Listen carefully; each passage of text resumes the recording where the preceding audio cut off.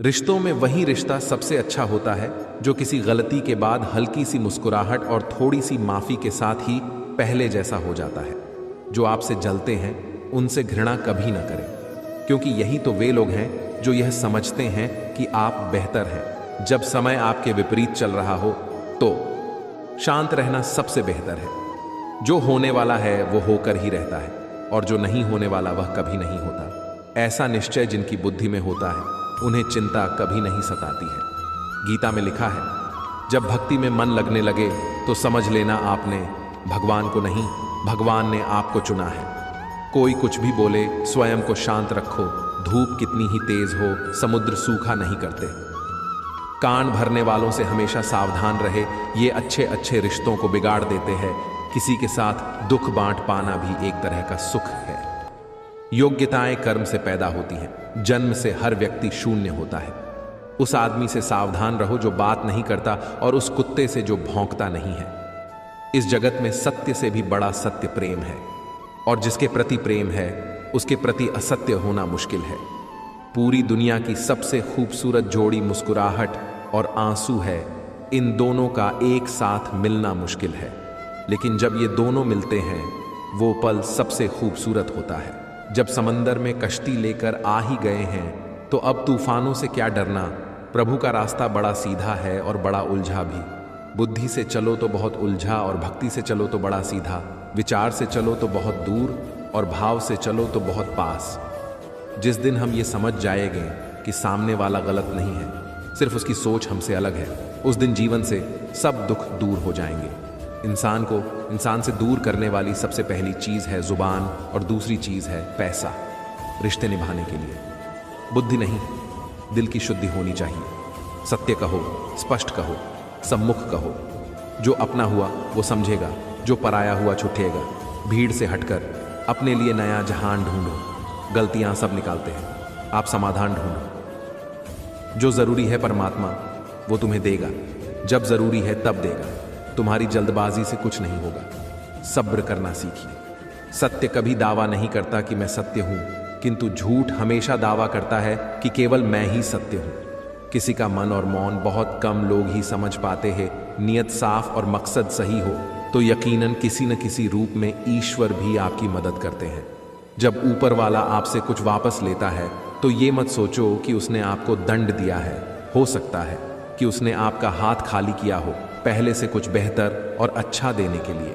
रिश्ते हों या रास्ते, जब तक ठोकर नहीं लगती है तब तक अपनी सही जगह का ज्ञान नहीं हो पाता है। अंत में अर्थी उठाने वाले 4 ही लोग काफी हैं।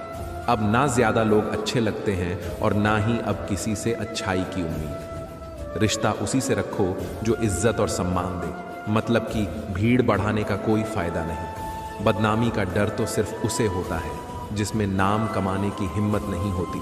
श्री कृष्ण कहते हैं, उन्हें छोड़ देना ही उचित है जो आपके होने का मूल्य ना जानते हो। नसीब से मिलते हैं दिल से रिश्ते निभाने वाले, वरना हम सफर पाकर भी ना जाने कितने लोग उदास हैं। सब लोग कहते हैं सीता और द्रौपदी के कारण हुई रामायण और महाभारत। किसी ने यह नहीं कहा कि नारी का सम्मान न करने का अंत है रामायण और महाभारत। जिस इंसान को गुस्सा ज्यादा आता है वो अंदर से उतने ही नर्म और इमोशनल स्वभाव के होते हैं, और साथ साथ इनकी तर्क शक्ति भी बहुत तेज होती है। ऐसे लोग काफी ईमानदार और खुले विचार के होते हैं। रिश्ते में विश्वास और मन में प्रेम हो तो रिश्ते कभी नहीं टूटते। सोचो, स्त्री और धन दौलत में आनंद अगर होता तो बुद्ध और महावीर यूं घर ना छोड़ते। यदि कोई योग्य मित्र मिला हो तो उसके साथ चले, यदि कोई नहीं मिला तो एक राजा की तरह अकेले ही चले। जिंदगी में कभी भी ये मत सोचो कि कौन कब कैसे कहां बदल गया। सिर्फ इतना देखो वह तुम्हें सिखाकर क्या गया। यही जीवन का ज्ञान है। पीड़ाएं केवल दुख नहीं देती, ज्ञान भी देती हैं। अहंकार छोड़ दो तो उसका मतलब सिर्फ इतना ही होता है कि तुम अब तक जो अतीत ने तुम्हें बनाया है उसे विस्मृत करो, उससे अपने को विच्छिन्न कर लो, ताकि ताजे के लिए, घटने के लिए जगह बन सके। अगर आप अपने अवचेतन मन में यह डालते हैं कि आपको बस 3 घंटे बाद उठना है, भले ही 2 दिन से आप सोए ना हो, लेकिन 3 घंटे के बाद तरोताज़ा फील करते हुए आप नींद से उठ जाएंगे। जवानी तुम संसार को देते हो और बुढ़ापा परमात्मा को। तुम्हारे देने से पता चलता है कि मूल्य किसका है। जवानी तुम व्यर्थ को देते हो और बुढ़ापा सबसे मूल्यवान को। जब शक्ति होती है तब तुम गलत करते हो, और जब शक्ति नहीं होती तो तब तुम कहते हो कि अब अच्छा करेंगे। स्वयं विचार करें, अगर आप दूसरों के विचारों से अपनी जिंदगी चला रहे हैं तो एक दिन आप खुद को एक पिंजरे में पाएंगे। अगर कोई रास्ता आपको डरा रहा है तो समझ लेना आगे बहुत बड़ी सफलता आपका इंतजार कर रही है। मछलियां भी खुश हो गई ये जानकर आदमी भी आदमी को जाल में फंसाने लगा है। जीवन एक रेलगाड़ी है, जब तक चलती रहती है लोग आते जाते रहते हैं। कभी तेज चलती है, कभी धीमी चलती है, कभी स्टेशन पे रुकती है।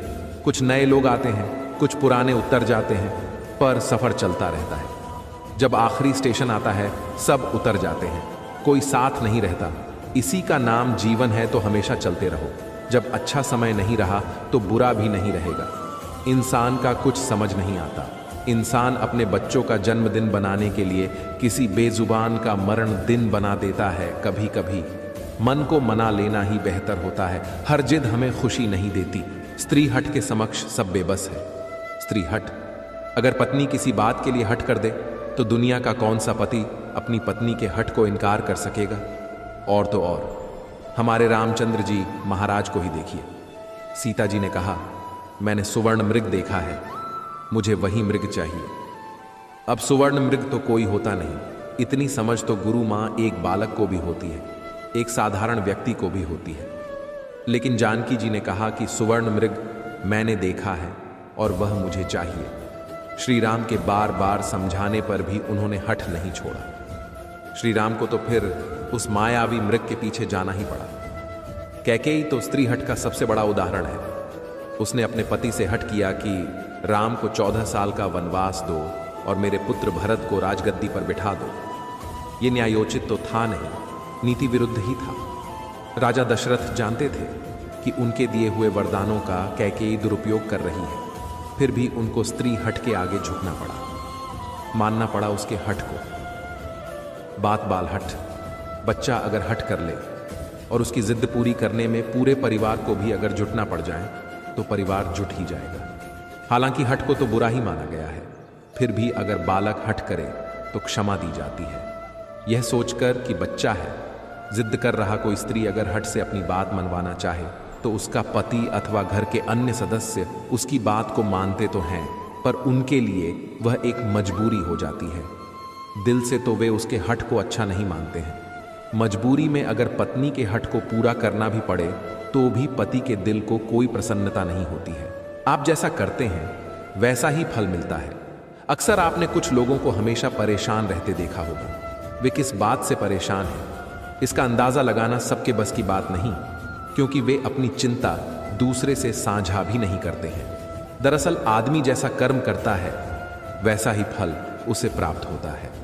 ऐसी कहानियां और कथाएं आपने काफी पढ़ी और सुनी होंगी। जागरण अध्यात्म में आज हम आपको इससे जुड़ी ही एक कहानी के बारे में बताने जा रहे हैं। एक समय की बात है, एक गांव में दो किसान थे।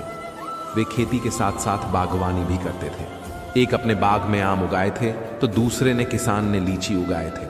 फलों के सीजन में उनके बाग में अच्छी पैदावार हुई तो वे दोनों अपने अपने फल बाजार में बेचने के लिए गए।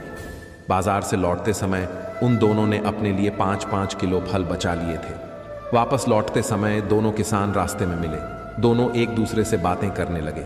आम वाला किसान बोला, मैंने फल बचा तो लिए, लेकिन इस बार खूब फसल हुई। हम लोगों ने खूब आम खाए, अब खाने का बिल्कुल भी मन नहीं है। लीची वाले किसान ने कहा, यही हाल मेरा भी रहा। इस बार लीची की अच्छी पैदावार हुई है। दोनों ने यह फैसला किया कि दोनों आपस में फल बदल लेते हैं।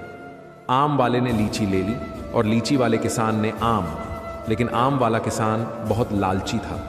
उसने दूसरे किसान से नजर बचाकर कुछ आम अपने कर रख ली।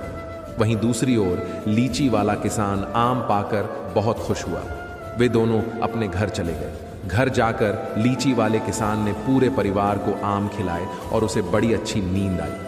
लेकिन आम वाला किसान रात भर शंका में जागता रहा। उसे यह लग रहा था कि उसकी तरह लीची वाले किसान ने कुछ लीचियां छुपाकर तो नहीं रख ली हैं। वह उस रात बहुत परेशान रहा। एक बार एक व्यक्ति अपनी नई कार को बड़े प्यार से पॉलिश करके चमका रहा था। तभी उसकी 5 साल की बेटी पत्थर से कार पर कुछ लिखने लगी। कार पर खरोंच लगती देखकर पिता को इतना गुस्सा आया कि वह बेटी का हाथ जोर से मरोड़ देता है, इतनी जोर से कि बच्ची की उंगलियां टूट जाती हैं। बाद में अस्पताल में दर्द से कराह रही बेटी पूछती है, डैड, मेरी उंगलियां कब ठीक होंगी? गलती पर पछता रहा पिता कोई जवाब नहीं दे पाता। वह वापस जाता है और कार पर लातें बरसाकर गुस्सा निकालता है।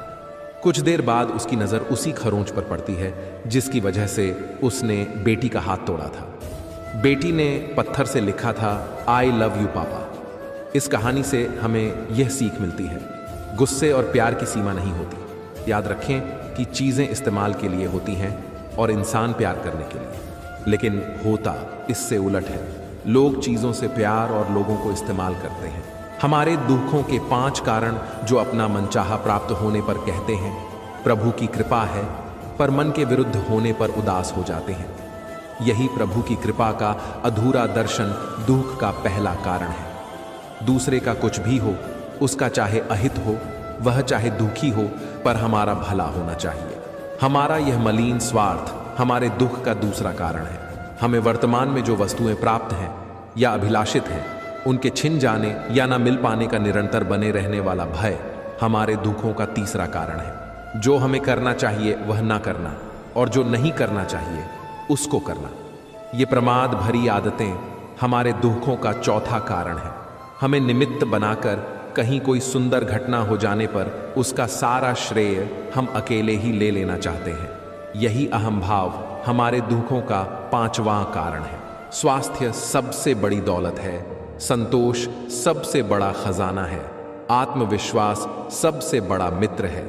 ईश्वर सिर्फ मिलाने का कार्य करते हैं, संबंधों में दूरियां या नजदीकियां बढ़ाने का कार्य मनुष्य स्वयं करता है। मन के झूठ पकड़े। कई दफा हम अपने सच से दूर भाग रहे होते हैं। हम नहीं जानते या जानना नहीं चाहते कि आखिर हम चाह क्या रहे हैं। एक तरफ कहेंगे कि हम अमुक को देखना नहीं चाहते, पर फिर कहेंगे कि वे बात क्यों नहीं कर रहे हैं। कभी कहेंगे कि किसी से कोई उम्मीद नहीं है, फिर चाहेंगे भी कि दूसरे हमारे लिए कुछ करें। इस तरह एक साथ 2 विरोधी विचार दिमाग में चल रहे होते हैं, हमें उलझा रहे होते हैं। ऐसे में कुछ पल ठहरें, अपने विरोधी विचारों को देखें, कुछ देर उन विचारों के साथ समय बिताएं। अब आप समझ जाएंगे कि आपको क्या करना है। अब ज्यादा परेशान नहीं करेंगे। मन क्या है? विचारों का सतत प्रवाह। जैसे राह दिन भर चलती है, भीड़ भाड़ गुजरती ही रहती है। कोई इधर जा रहा है, कोई उधर जा रहा है, कोई पूरब, कोई पश्चिम, कोई दक्षिण, कोई उत्तर। ऐसा मन एक चौराहा है जिस पर विचारों के यात्री चलते हैं, वासनाओं के यात्री चलते हैं, कल्पनाओं आकांक्षाओं के यात्री चलते हैं, स्मृतियों योजनाओं के यात्री चलते हैं। तुम मन नहीं हो, तुम चौराहे पर खड़े दृष्टा हो जो इन यात्रियों को आते जाते देखता है। लेकिन इस चौराहे पर तुम इतने लंबे समय से खड़ी गई हो, सदियों सदियों से, कि तुम्हें अपना विस्मरण हो गया है। तुम्हें अपनी ही याद नहीं रही है। तुमने मान लिया है कि तुम भी इस भीड़ के हिस्से हो जो मन में से गुजरती है। तुम मन के साथ एक हो गए हो, तादाद में हो गया है। तुम मन की भीड़ में अपने को डुबा दिए हो, भूल गए हो, विस्मरण कर दिए हो। और यही मन तुम्हें भरमाए है, अपने ही अपनों को चैन से जीने नहीं देते। रोड पर घायल पड़े पक्षी को मैं घर लेकर आ गया। कुछ ही दिन में वो लगभग ठीक हो गया, घाव भर गए। मैंने एक गांव वाले से पूछा, ये पक्षी थोड़ा उड़ नहीं पा रहा, क्या मैं पास मौजूद पहाड़ी पर इसे छोड़ दूं? जहां इसके बिरादरी के और भी पक्षी है, उन पक्षियों के साथ इसका मन लग जाएगा। गांव वाले ने कहा, आपने इसे बचाया है तो इसे मरने के लिए मत छोड़ो। इसे ठीक होने तक अपने पास रखो, क्योंकि इसे कमजोर असहाय देखकर इसी के बिरादरी वाले इसे चैन से जीने न देंगे, इसे नोच नोच कर खा लेंगे। उस दिन जीवन की बात समझ आई। अगर लोगों को भनक तक लग गई कि आप कमजोर हो गए हो, तो आपको अपने तरीके से नोचना, नीचा दिखाना शुरू कर देंगे। इसलिए भले अकेले में घुटकर मर जाओ, लेकिन अपने आप को किसी की नजर में कमजोर साबित मत करो, क्योंकि आपकी असहाय स्थिति का केवल फायदा उठाया जाएगा, न कि मदद की जाएगी। भगवान की पसंद क्या है? भगवान को कौन लोग पसंद है? गीता में भगवान श्री कृष्ण ने कहा है, कि मुझे सम रहने वाले लोग सबसे ज्यादा पसंद हैं। हर स्थिति परिस्थिति में व्यक्ति सम बना रहे, ये बड़ी बात है। दुख में ज्यादा दुखी ना हो और सुख में ज्यादा उछले नहीं। सुख दुख, मान अपमान, जय पराजय, खोना पाना, आना जाना, ना जाना, हानि लाभ तो लगा ही रहेगा जीवन में। अगर एक जैसी स्थिति सदा बनी रहे तो जीना मुश्किल जाएगा। पल कहीं कोई जन्म ले रहा है, खुशियां मना रही हैं तो किसी की अर्थी उठ रही है, दुख मनाया है, माहौल गमगीन है।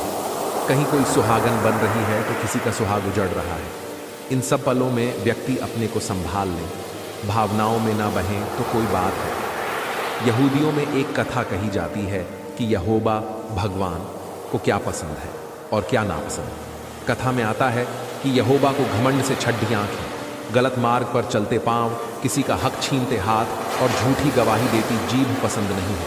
उसको सदमार्ग पर चलते पांव, सेवा व सहयोग करते हाथ, मधुर व हितकारी वाणी बोलती जीभ, उल्लास उत्साह से भरा हृदय, शांत मस्तिष्क, चेहरे पर प्रसन्नता के भाव और होंठों पर मुस्कान पसंद है।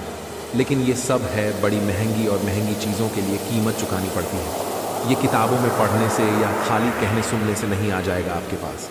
ये किसी ध्यानी का संग करने से, सद्ग्रंथों का अध्ययन करने से, सत्संग में जाने से।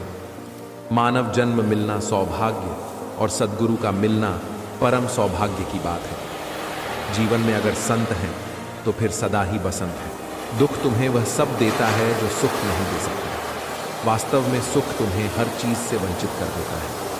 सुख तुमसे वह सब छीन लेता है जो कभी तुम्हारे पास था, जो तुम कभी थे। सुख तुम्हें मिटा देता है, दुख तुम्हारे अहंकार को पोषित करता है और सुख मूलतः निरहंकार की अवस्था है। वही समस्या है और वही समस्या की जड़। तभी सुखी होना लोगों को बहुत कठिन लगता है। तभी संसार में लाखों लोग दुख में ही जीते हैं। उन्होंने तो दुख में ही जीने की ठान सी ली है। ये तुम्हें बहुत सूक्ष्म अहंकार देता है। दुख में तुम सुखी होते हो पर तुम नहीं होते। दुख में सूक्ष्म अहंकार, सुख में तुम्हें मिट जाते हो। अगर यह समझ में आ जाए तो बात एकदम स्पष्ट हो जाती है। दुख तुम्हें विशिष्ट बनाता है। सुख समष्टिगत घटना है, उसमें कुछ विशेष नहीं है। वृक्ष सुखी है, पशु सुखी है और पक्षी सुखी है। पूरा अस्तित्व सुखी है सिवाय मनुष्य के। दुखी होने से व्यक्ति बहुत विशिष्ट हो जाता है। दुख तुम्हें लोगों का ध्यान आकर्षित करने में कुशल बनाता है। तुम जब भी दुखी होते हो तुम्हारी ओर ध्यान दिया जाता है, तुमसे सहानुभूति की जाती है, तुम्हें प्यार मिलता है। हर कोई तुम्हारा ध्यान रखता है। दुखी व्यक्ति को चोट कौन पहुंचाएगा? दुखी व्यक्ति से ईर्ष्या कौन करेगा? दुखी व्यक्ति का कौन विरोध करेगा? ये तो बहुत घटिया बात होगी। दुखी व्यक्ति का ध्यान रखा जाता है, उसे प्रेम दिया जाता है, उसकी देख रेख होती है। दुख में बहुत निवेश संभव है। अगर पत्नी दुखी नहीं है तो पति उसे भूलेगा नहीं। अगर वह दुखी है तो पति उसे नज़रअंदाज नहीं कर सकता। अगर पति दुखी है तो पूरा परिवार, पत्नी, बच्चे सब उसके इर्द गिर्द होते हैं। इससे बहुत सुख मिलता है। तुम्हें लगता है कि तुम अकेले नहीं हो, तुम्हारा परिवार है, तुम्हारे मित्र हैं।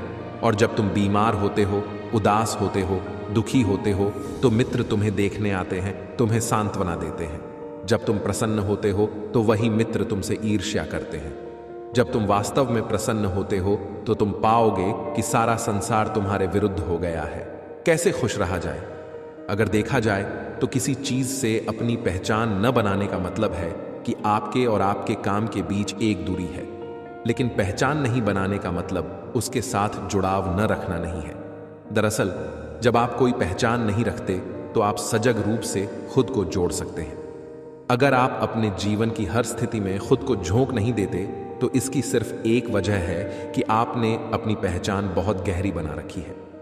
जब चीजें वैसे नहीं होती जैसा आप सोचते हैं तो आपकी पहचान खतरे में आ जाती है और तब वह स्थिति आपके लिए बेहद असुरक्षित हो उठती है। एक बार जब आप इस अनुभव से गुजरते हैं तो फिर उस चीज से आपके जुड़ने का स्तर एकदम नीचे आ जाता है। आप खुद को जीवन के साथ सचमुच तभी जोड़ पाएंगे जब आप इससे अपनी पहचान स्थापित नहीं करेंगे। यह बात विचार और हालात दोनों पर ही लागू होती है। मान लीजिए मेरे किसी रिश्तेदार के साथ कुछ गलत हो गया। ऐसे में हो सकता है कि मुझे वहां जाना पड़े और उनकी कुछ मदद करनी पड़े। लेकिन अगर मैं उस स्थिति से प्रभावित नहीं होता हूं तो क्या आपको लगता है कि मैं वहाँ जाकर वह सब कर पाऊँगा जिसकी वहाँ ज़रूरत होगी? मान लीजिए आपके प्रियजन के साथ कुछ घटित हुआ और आपने उनके साथ अपनी पहचान बनाकर नहीं रखी है, तब भी आप अपनी तरफ से हर चीज़ पूरी क्षमता के साथ करें, क्योंकि आपकी पहचान स्थापित न होने का मतलब यह नहीं है कि आपका प्रेम, आपका लगाव सब कुछ चला गया। लेकिन अगर आपने अपनी पहचान बनाई होगी तो आप शायद सो नहीं पाएंगे। आप ही बताइए कि अगर आपके सामने ऐसी स्थिति आए कि आपके आसपास किसी के साथ कुछ गलत घटित हो जाए और उस समय उन्हें आपकी ज़रूरत हो, तो वहाँ होने का सबसे अच्छा तरीका कौन सा होगा? वहाँ अपने होशो हवास को पूरी तरह से बनाए रखते हुए अपनी पूरी क्षमता के साथ मौजूद होना, या फिर अपना संतुलन खोकर वहाँ रहना। दोनों में से बेहतर क्या होगा?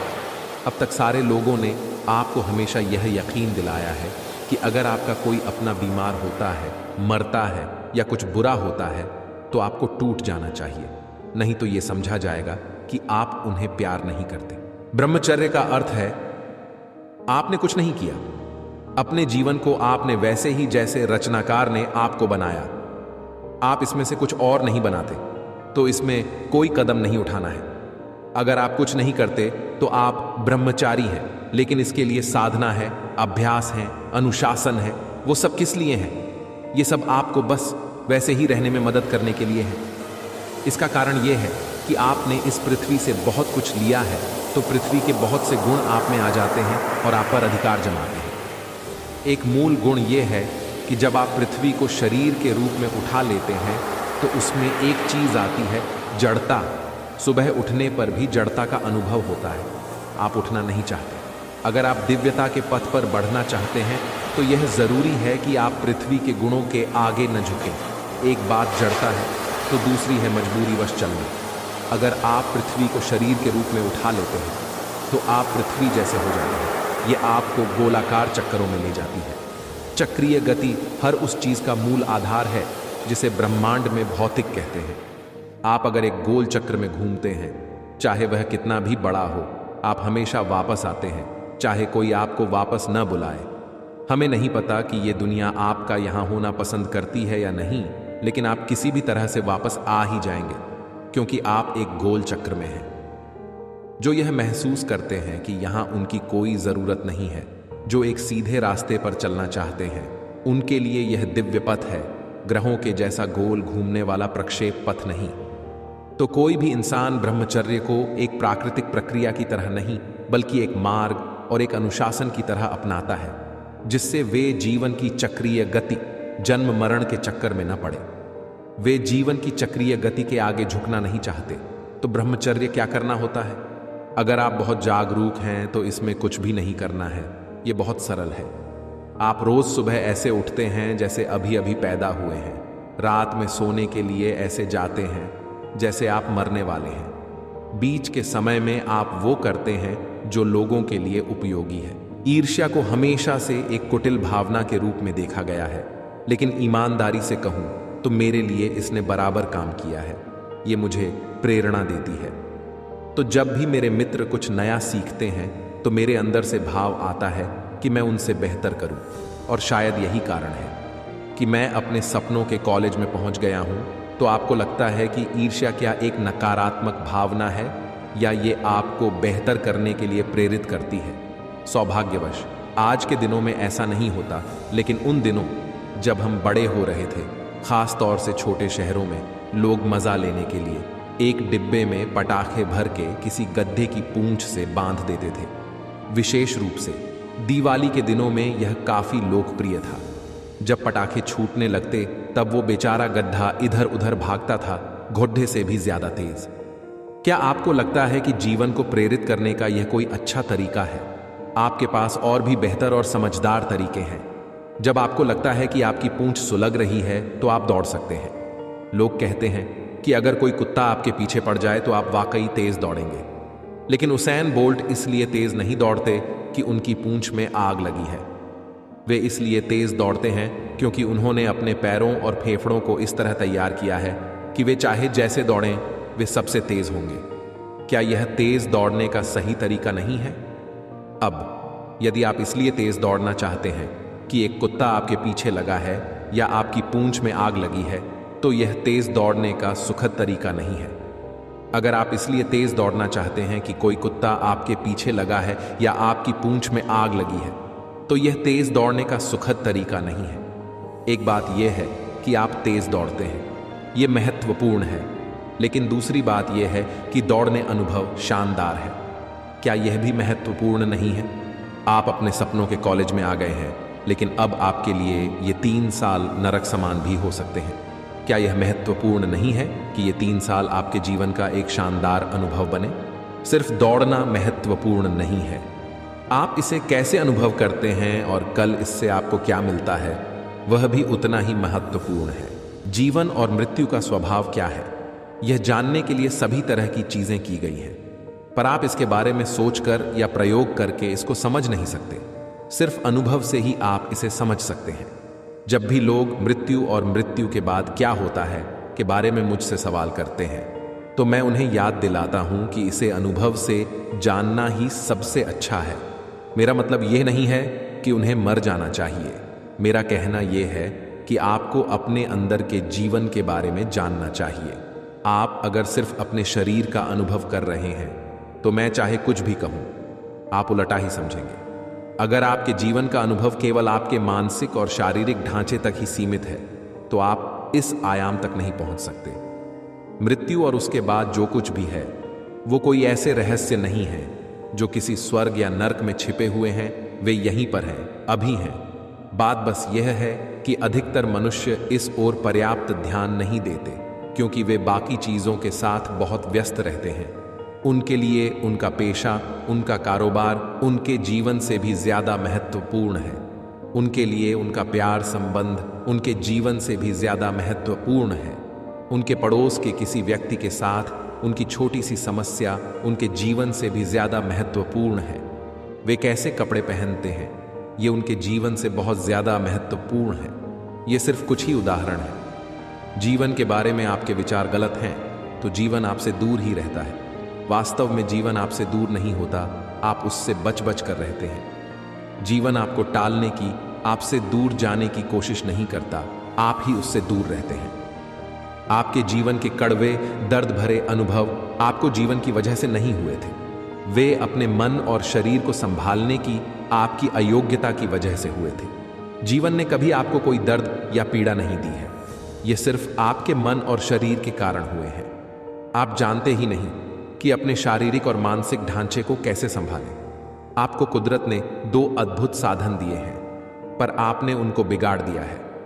आपके सभी दुख और पीड़ाएं बस आप ही की वजह से हैं, जीवन की वजह से नहीं। हम हमेशा यही आशा करते हैं कि हमें कुछ मिले। हम चाहते हैं कि हमें परिवार, सरकार, समाज से कुछ मिले, परंतु हम यह नहीं देख पाते हैं कि बनाने वाले ने हमें क्या दिया है। मनुष्य धारणाओं और कल्पनाओं में ऐसा फंसा हुआ है कि सही और गलत समझ ही नहीं पाता है। यदि वह बनाने वाले को खोज रहा है, तो किसको खोज रहा है? अनुभव एक आदमी था। उसके मन में शंका करने और सुनने में क्या फर्क होता है? थी कि मेरे अंदर वह शक्ति है या नहीं जो दुनिया को चलाती है। उसने खोजना शुरू किया। वह लोगों के पास जा जाकर पूछता कि क्या सचमुच वह शक्ति मेरे अंदर है। कई लोगों ने उसे बताया, लेकिन वह संतुष्ट नहीं हुआ। एक एक संत से उसकी भेंट हुई।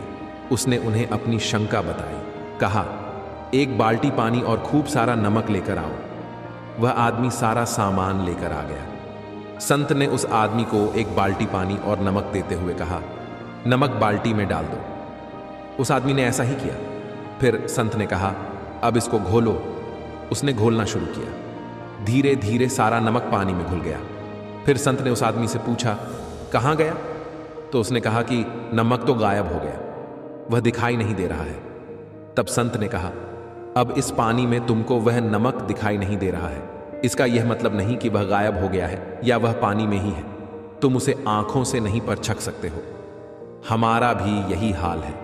हम भी अपने हृदय में स्थित शक्ति को आंखों से नहीं देख सकते, परंतु अपने हृदय से उस शक्ति का अनुभव कर सकते हैं। जब नमक पानी में घुल गया तो सिर्फ पानी ही पानी दिखाई दे रहा था, नमक नहीं दिखाई दे रहा था, परंतु वह तो वहीं था।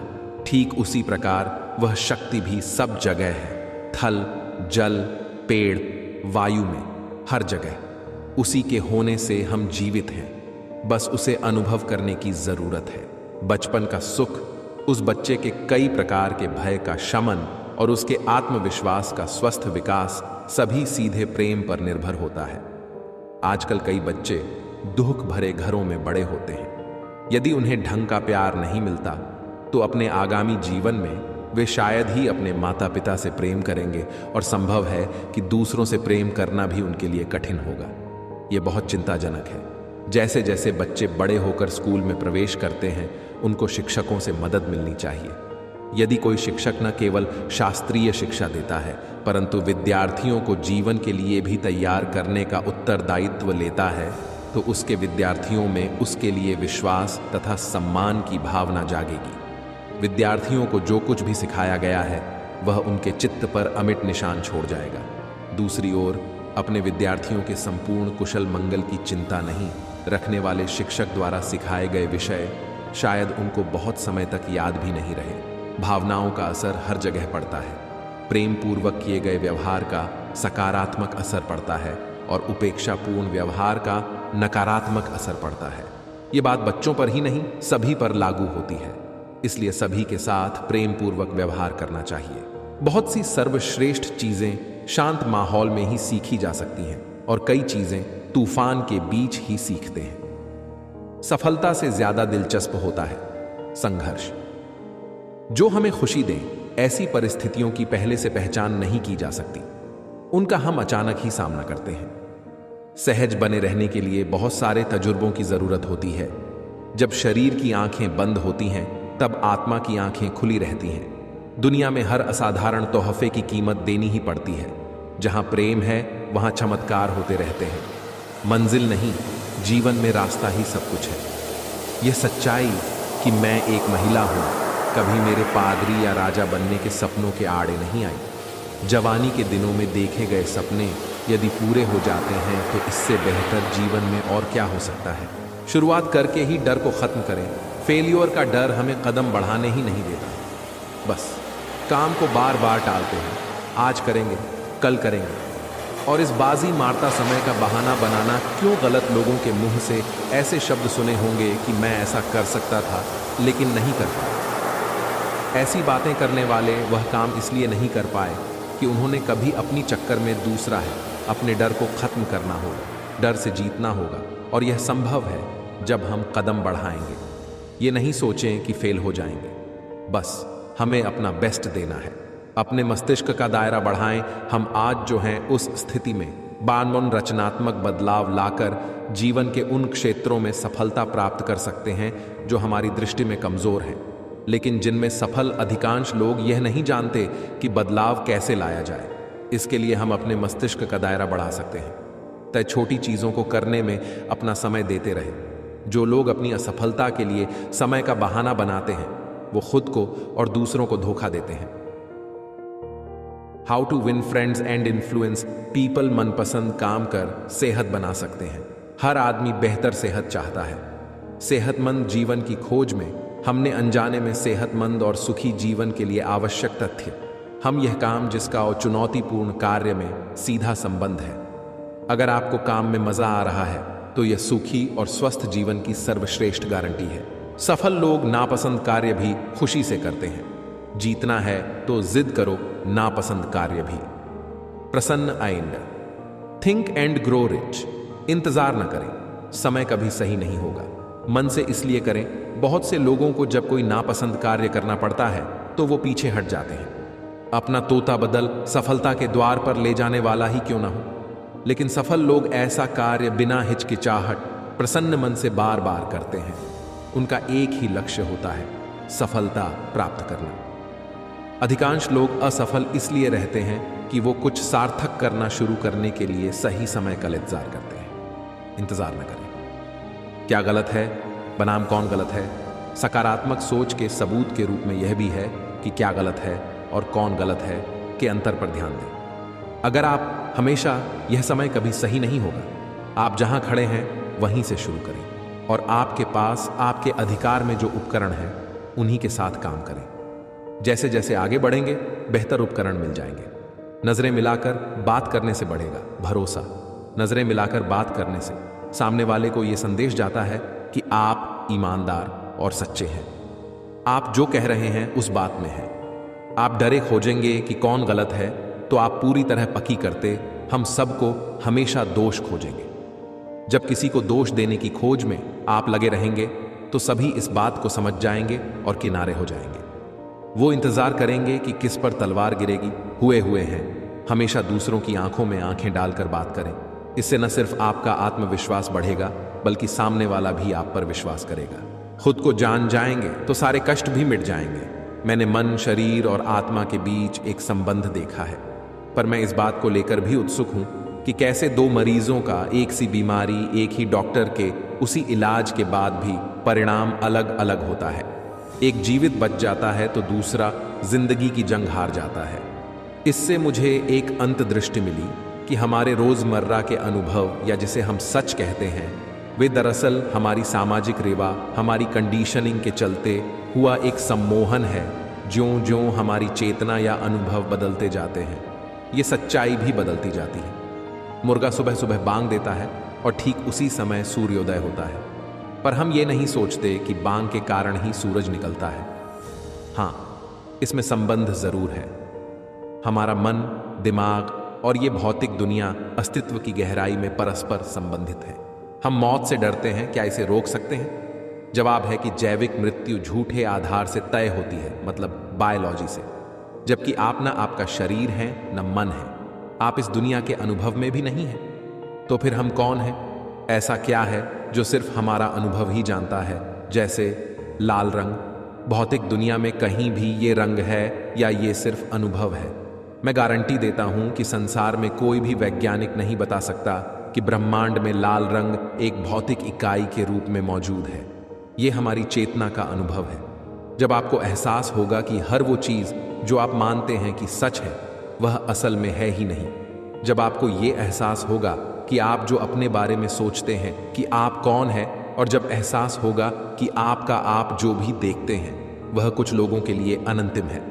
हमारे कष्ट और दुखों का पहला कारण है कि हम नहीं जानते कि हम कौन हैं। आप खुद को शरीर, मन और अनुभव से उलझन में डाल देते हैं। दूसरा, आप उन अनुभवों और समझ में जकड़े रहते हैं जो खुद क्षणिक और सपने की तरह है।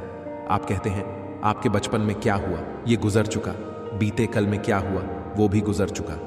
जर्मन दार्शनिक विटगेंस्टीन कहते हैं, हम सोए हुए हैं, हमारी जिंदगी स्वप्न है, पर कभी कभार हम ये जानने के लिए सोकर उठते हैं कि हम सपना देख रहे हैं।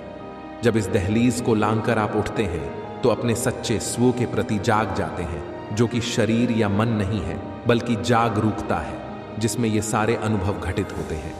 स्वप्न से जकड़े रहना कष्ट का दूसरा कारण है। तीसरा भी अप्रिय बात का डर। चौथा ईगो से जुड़ा है। पांचवा मौत का डर।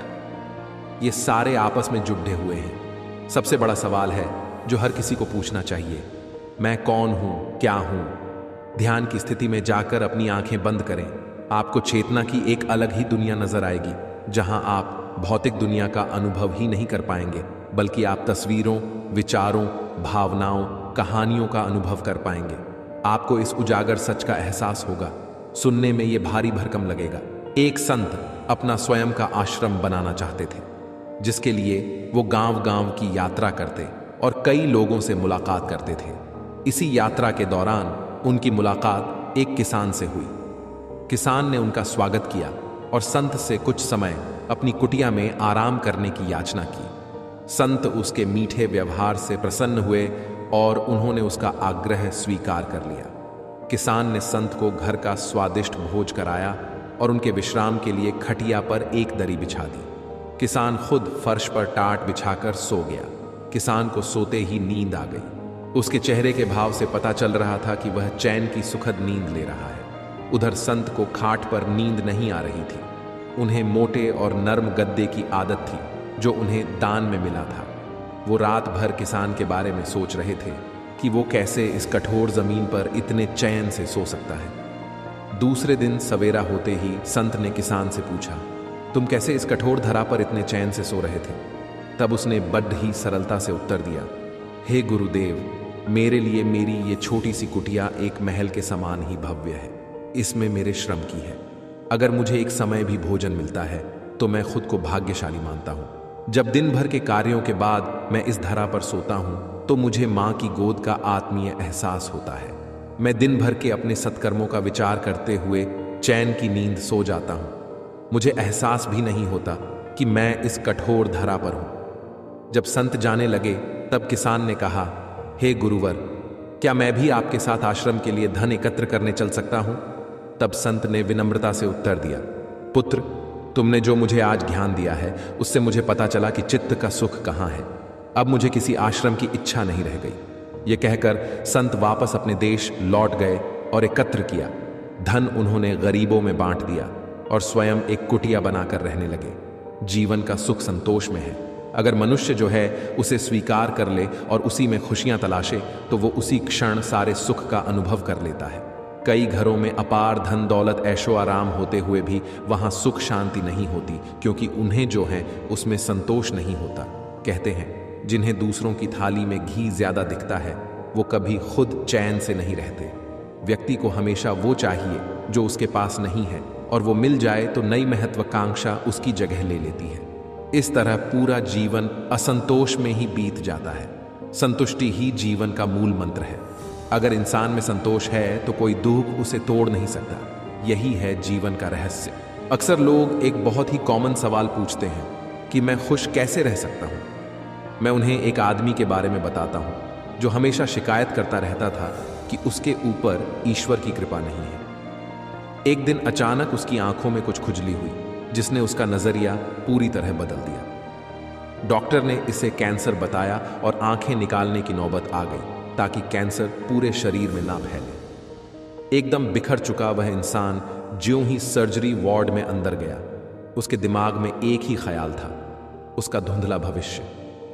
हालांकि ऑपरेशन के दौरान सर्जन ने पाया कि यह रेटिना के पीछे महज एक फंगस है जिसे सिर्फ साफ करने की जरूरत है। आखिरकार जब उस आदमी की आंखों की पट्टी खोली गई तो वह यह देखकर खुशी से झूम उठा कि वह अभी भी देख सकता है, और तब उसने अपनी आंखों की रोशनी के लिए ईश्वर को धन्यवाद दिया। आखिर में सामने आया कि अपनी नेमतों पर ध्यान केंद्रित करने वाले समूह के लोग 25% ज्यादा खुश थे, जबकि नकारात्मक पर ध्यान केंद्रित करने वाले 30% ज्यादा दुखी थे। कृतज्ञता की भावना, सकारात्मकता और अच्छा मानसिक व शारीरिक स्वास्थ्य विकसित करने का एक निश्चित तरीका है। इसका यह मतलब नहीं कि जिंदगी इसका ये को परी कथाओं की तरह परिपूर्ण माना जाए, बल्कि सभी हालातों में उम्मीद की किरणों को खोजते हुए खुद में लचीलापन विकसित किया जाए। सवाल है कि दिमाग को ग्रैटिट्यूड का प्रशिक्षण देने की जरूरत क्यों है? दरअसल जीवन में चुनौतियां और समस्याएं आनी ही हैं, पर आराम की चाहत में दिमाग समस्याओं की ओर ज्यादा जोर देता है और सकारात्मक पक्ष भूल जाता है।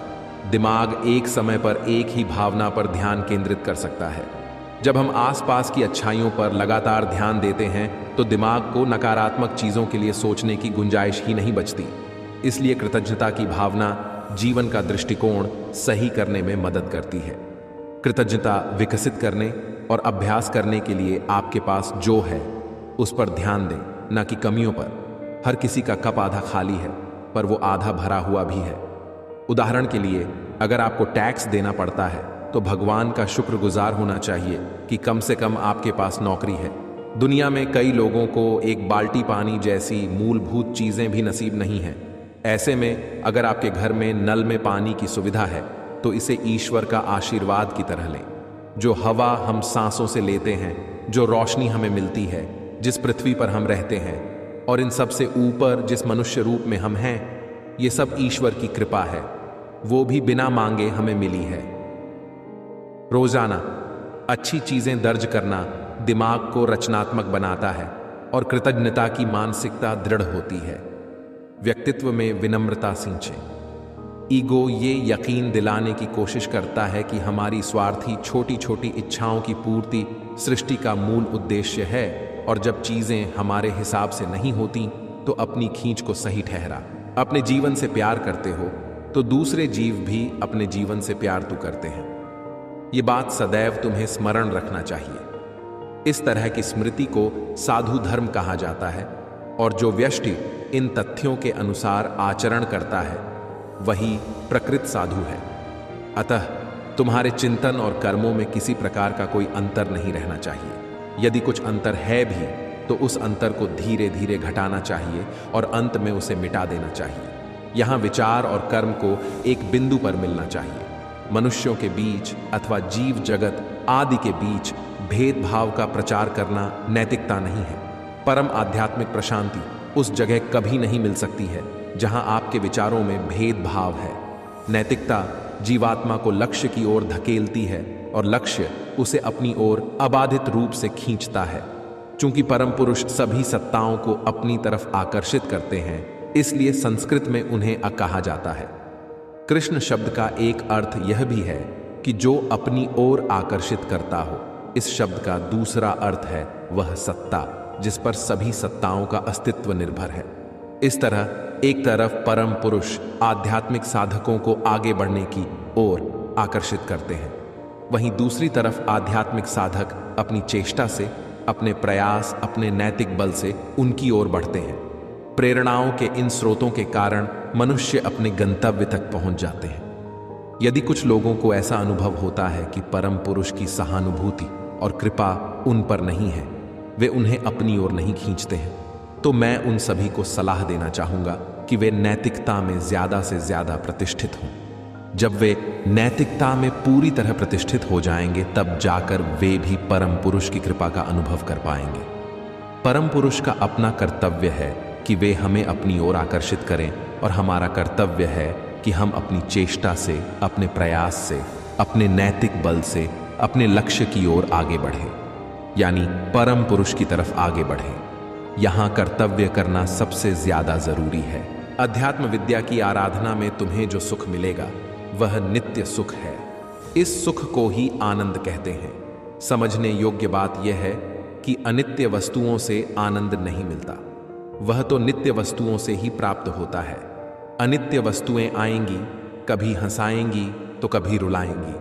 अनित्य जगत में कितनी भी प्रिय वस्तुएं पालो, वे एक दिन जाएंगी, किंतु एक वही तुम्हें नहीं रुलाएगा, क्योंकि वह नित्य है, अपरिणामी है, अपरिवर्तनशील सत्ता है। यम कहते हैं, हे नचिकेता, तुम्हारे सामने ब्रह्मधाम का द्वार खुल गया है। जिसने मृत्य वस्तुओं के विषय में सम्यक ज्ञान अर्जन किया है, जगत में तुम चाहे कंगाल बनाकर, रुलाकर चली, उसने विनाशशय सुख की तथा विनाश रहित दोनों प्रकार की वस्तुओं का ज्ञान अर्जन किया है। मननशीलता की वृद्धि के साथ साथ जीव खंड सुख से जितना ही बृहत ओर अर्थात आनंद की ओर अग्रसर होता है, उतना ही वह शरीरगत सुख छोड़कर मानसिक सूक्ष्म सुख की ओर झुकता चला जाता है। देश प्रेम भी ऐसा ही सुख है। देश प्रेम या ऐसे ही अनेक सूक्ष्म सुखों के लिए मनुष्य अपनी देह को उत्सर्ग करने में जरा भी नहीं हिचकता। ये मनुष्य की मनः प्रधानता के लक्षण है।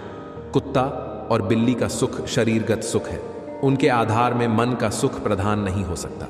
कुत्ते बिल्ली को डंडे मारकर, लालच देकर पुकारो तो वह दौड़ता आएगा, किंतु मनुष्य साधारण धारण सा अपमान या मन पर साधारण सा आघात भी सहने के लिए तैयार नहीं होगा, क्योंकि उसके लिए मन का सुख प्रधान होता है। जो हमेशा तुम्हारी बाधकता की मुट्ठी से छटपुरत खाने पीने व तर किए रहता है, वह भी मन ही मन किसी के मन को उस खुशामद कर तुम्हारे मन को पर अत्यंत असंतुष्ट रहता है। वह इस पाने के लिए सदा सचेष्ट रहता है, अपनी छिपी हुई मनन शक्ति को जगा सकता है और उस उन्नत मन की सहायता से अंत में आत्मिक स्थिति पा सकता है। यही तो नित्य सुख है, जिससे सच्चे आनंद की प्राप्ति होती है। प्रेम की अभिव्यक्ति मौन में है, तभी तो प्रकृति में पेट पौधे, पशु पक्षी प्रेम प्रेषित करने में सक्षम है। जुबान से जो भी व्यक्त किया जा रहा है, जो मौन नहीं समझ सकता, प्रेम नहीं कर सकता। अगर प्रेम लेना या देना चाहते हो तो मौन में उतरो। जब तुम मौन में उतरोगे तब तुम पाओगे कि तुम प्रेम के सागर हो। फिर तुम प्रेम लेने वाले नहीं, सबको प्रेम देने वाले हो जाओगे। और अगर सही अर्थों में कहा जाए तो प्रेम में न लेना है ना देना है, प्रेम में होना है, अर्थात आप प्रेम हो जाते हो। और जब कोई प्रेम ही हो जाएगा तो फिर उसमें और कुछ बचता नहीं है सिवाय प्रेम के। अतः प्रेम होना चाहते हो तो मौन में उतरो, मिटा दो सारी वाणी को, सारे शौर को। प्रेम आपको शांति से भर देगा। अगर किसी के प्रेम से आप में उद्विग्नता आती है तो वो उतावलापन सिर्फ एक वासना है, प्रेम नहीं। अगर आप प्रेम को समझोगे तो पाओगे आज हम तुम जिसे प्रेम कह रहे हैं वो सिर्फ मन बुद्धि की वासनाएं हैं। इसलिए हमारा प्रेम चंद दिनों में ही नफरत में बदल जाता है, क्योंकि वो प्रेम था ही नहीं, वासना मात्र थी। वासना को अपनी पूर्ति नहीं मिली तो वो वास्तविक रूप में आ गया है। उद्विग्नता वासना का ही प्रतिरूप है।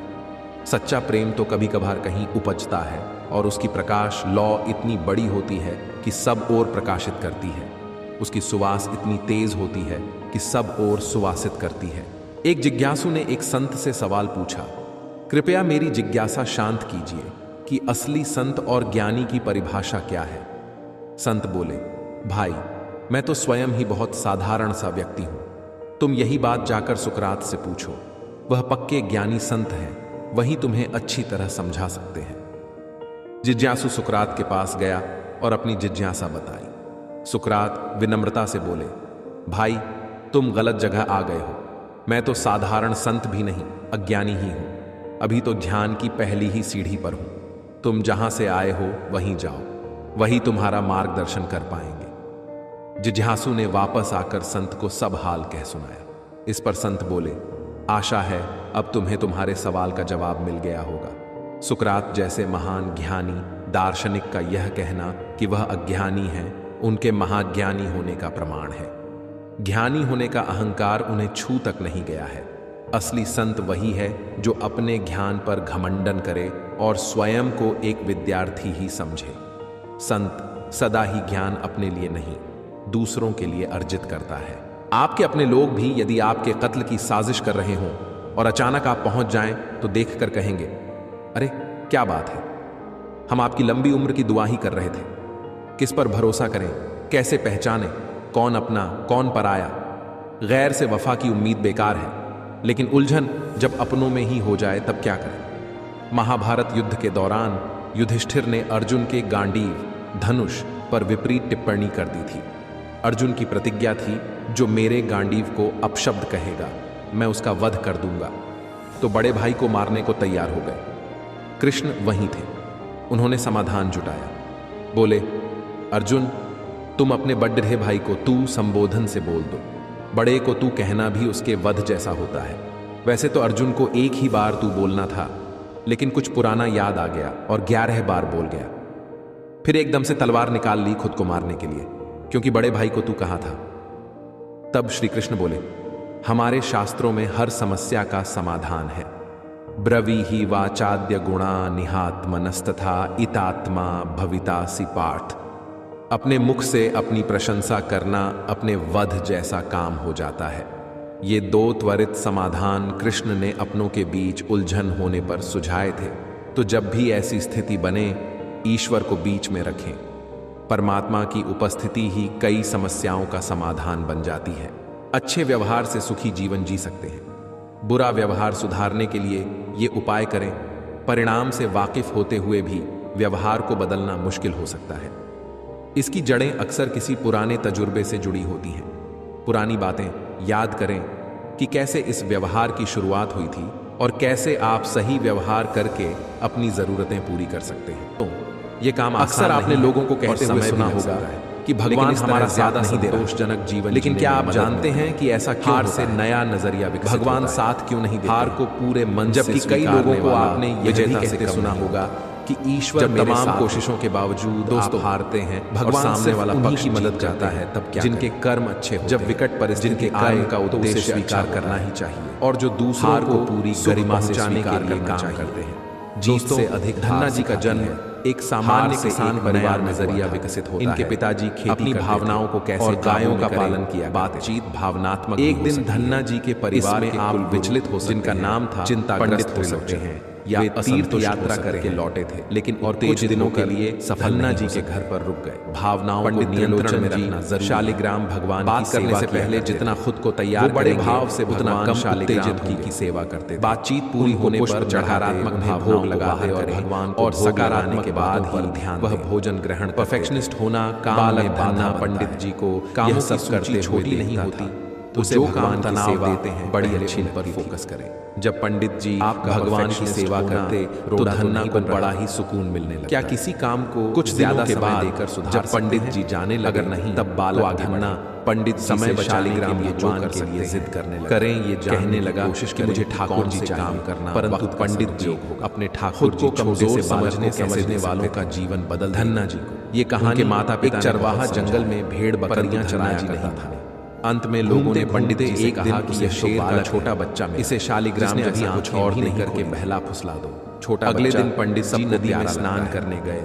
वहां जानते हुए गोल मटोल शेर थोड़ा बड़ा सा काले रंग से उठा लिया और भेड़ों का धन्ना जी के पास आकर बोले, वह बच्चा मैं धीरे धीरे बढ़ अपने ठाकुर जी को भेड़ों के बच्चों के साथ, लेकिन मेरे पास भेड़ों के साथ ही घास। बड़े ठाकुर जी भेड़ों और छोटे ठाकुर जी तुम्हें कौन सा ठाकुर जी चाहिए समझता। धन्ना जी ने बच्चा बड़ा हो गया था।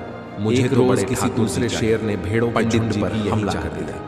तब भेड़ें दौड़ धन्ना जी को वह बड़ा काला उस बच्चे डरते कांपते भेड़ों की तरह दौड़ते ठाकुर जी को पाकर हमलावर शेर बहुत बहुत आश्चर्य हुआ, बड़े खुश। उसने भेड़ों की ओर बड़े भाव से उनकी सेवा शेर को ही पकड़ लिया। जब धन्ना जी गाय चराने खेतों की तरफ क्यों डरता तो ठाकुर जी को तो खुद शेर धन्ना जी की मां ने उनको बाजरे की रोटी जंगल का राजा और गुड़ खाने के लिए दिया। उसकी धाड़ से धन्ना जी ने निश्चय किया कि मैं घास पाने वाला इतना शक्तिशाली शेर ठाकुर जी को जब तक भोग नहीं लगाएंगे हमलावर शेर जब तक ठाकुर जी को खिलाने के लेंगे तब तक वह कुएं के अंदर उसे उसका चेहरा दिखा। धन्ना जी जब देख में पहुंचे तेरा चेहरा मेरे जैसा ठाकुर जी को तेरे पंजे भी मेरे जैसे हैं कि ठाकुर इसलिए तू जब भेड़ नहीं भोग नहीं तू शेर है तब तक मैं दूसरा शेर कहने लगा ठीक है। धन्ना जी ने मेरा चेहरा कि जब तक ठाकुर जैसा कट होकर भोग मगर लगाते तो बहुत शक्तिशाली एक टुकड़ा भी मेरी आवाज से तो कोई डर। ठाकुर जी ने भोग नहीं लगाया। जीवन क्या है तो धन्ना जी ने शाम को वह रोटी अगर इस दृष्टिकोण से हम 3 दिन तक ऐसा मैं कौन हूँ मैं क्या हूँ ठाकुर जी जिन जिन चीजों को मैं बनाता धन्ना जी वे नहीं रहेंगे। चौथे दिन चीजों से मैं प्यार धन्ना जी की माता वे नहीं से रोटी लेकर आई। इस दुनिया के अंदर लोगों ने सिस्टम बनाया है कि नौकरी करो और रोजगार करो बिजनेस करो तो धन मिलेगा और उस धन से जो आपको चाहिए आप जो आपकी जरूरत 56 प्रकार का भोजन खिलाते होंगे। पर सचमुच मैं तो आपकी असली जरूरतें क्या है भूखा आपको हवा परेशान हूँ गर्मी की जरूरत क्या आपको मुझ पर दया आपको भोजन और पानी की मुझ पर दया करके ही थोड़ा 3 दिन पानी नहीं मिला जिससे मैं भी कुछ खा सकेंगे। क्योंकि पंडित जी ने कहा था कि आपको खिलाए बिना मैं कुछ नहीं खा सकता। 3 मिनट अगर पहले आप खा लो तो मनुष्य के बाद ही मैं खा सकता। पर धन्ना जी के भोलेपन से की गई प्रार्थना को सुनकर क्या कोई भगवान श्री कृष्ण साक्षात ही समझने की चीज है अपने ठाकुर जी को देखकर क्या है। धन्ना जी बहुत इन चीजों को आपने उन्होंने ठाकुर बना रखा है माँ की क्यों बना रखा बाजरे की रोटी इस संसार में बोले जा रहे झूठ के हम ठाकुर जी बड़े चाव से रोटी हमको ये झूठ नहीं लगता। 4 रोटी में से 2 जा रहे ठाकुर जी ने खाया परंतु हम उसके इतने आदी हो गए रोटी खाने कि हमको ये नहीं लगता। धन्ना जी ने उनका हाथ पकड़ जा रहे हैं पर अगर सारी रहे या आप थके जा रहे हो क्या मुझे भी तो बोला जा रहा है तो मैं कैसे से ही झूठा कहने मैं तो 4 दिनों से किसी भी चीज मैंने कुछ भी आदी होने का मतलब 2 रोटी आप लापरवाह हो। अब 2 रोटी अगर आपसे पूछा जाए कि आप इसके बाद ठाकुर जी आदी हैं लगे तो क्या और बची हुई 2 रोटियां क्योंकि जिसके आप आदी हैं ठाकुर जी वह आपको मालूम ही नहीं है। अब तो उनका यह रोज का सांस की ओर ध्यान देते धन्ना जी की जब भी गाय चराने जाते तो भोजन खेत में जाकर ठाकुर जी के साथ ही जिनके सोचने से कुछ नहीं। एक दिन ठाकुर जी ने आपको यह भी नहीं मालूम कि तुम रोज मुझे रोटी खिलाते हो और झूठ क्या मैं मुफ्त में रोटी नहीं खाना चाहता था कि मैं तुम्हारा कोई काम कर दिया आपके अंदर धन्ना जी ने कहा जा रही है मैं तो बालक से बड़ा सत्य केवल गाय ही आपके लिए कुछ हो मैं आपको क्या काम बता सकता सत्य के आदि ठाकुर जी ने कहा सत्य को कि मैं तुम्हारी गाय ही चरा दी। अगर आप इसे जान उस दिन के बाद से समझ जाए अपना ले की गाय तो कोई भी ऐसा दुख एक दिन धन्ना जो आपको परेशान कर सकता है। कुछ संस्कृत अपने हृदय से क्यों नहीं ईश्वर में सहज विश्वास करने का सिखाते हैं। मैं तुम्हें दुनिया में कुछ ऐसी ताकतें पूरी तरह से जो देख मैं तब मिलता हूँ कि सृष्टि जब कोई सदगुरु से अलग अपना ही नहीं सकती।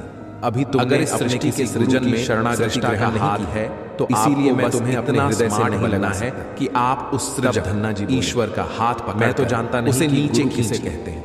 आप उसका हाथ पकड़कर कैसे ऊपर स्वर्ग की ओर मत चले जाइए बल्कि काशी में जगड़ कर श्री रामानंदाचार्य मेरे ही स्वरूप में ताकि वह हम सब लोगों के बीच में शरण ग्रहण करो। उसे कोई विकल्प जी के कहने के अनुसार उसकी वजह धन्ना जी ने काशी जाकर हमें कोई विचार नहीं की शरणागति कर उसने हमसे नहीं पूछा था कि हम धन्ना जी की आयु लगभग 151 साल के आसपास थी।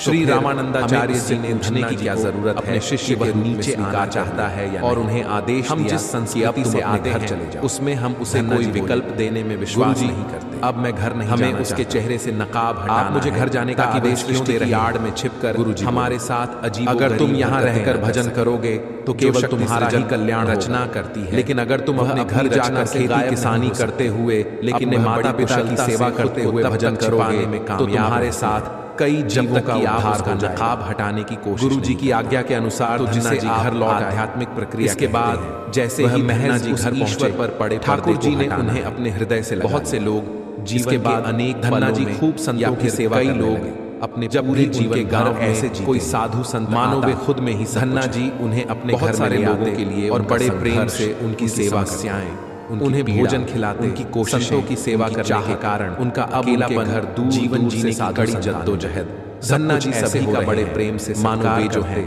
और अपने सभी को भोजन खिलाते। ऐसे में लोगों को एक विकल्प दिया गया पिता ने कि वे किसी चीज पर विश्वास कर, भाई हम लोग गृहस्थ मनोवैज्ञानिक यदि महीने में उन्हें रात बार कोई साधु आ जाए विकल्प लोगों तो हम उसकी सेवा भी कर मजबूती का और उन्हें भोजन भी तसल्ली सुनिश्चित तुम्हारी इन साधुओं से तरह का आत्मविश्वास देता है कि हर दूसरे दिन कोई न कोई साधु चला कि इस विकल्प से और थोड़ी मूर्खता एक दो आ जाती भी ले आता है। किसी की कही हुई बात पर सहजता से खेती बाड़ी विश्वास करें या इन साधुओं की सेवा करें। जब तक तुम तो अभी बालक में किसी जिम्मेदार नहीं, शक्तिशाली पद तुम्हारा पालन पोषण भी हम